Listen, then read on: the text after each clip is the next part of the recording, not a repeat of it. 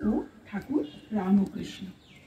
শ্রী রামকৃষ্ণ বিরক্ত হইয়া তোমাদের কলকাতার লোকে ওই এক কেবল লেকচার দেওয়া আর বুঝিয়ে দেওয়া।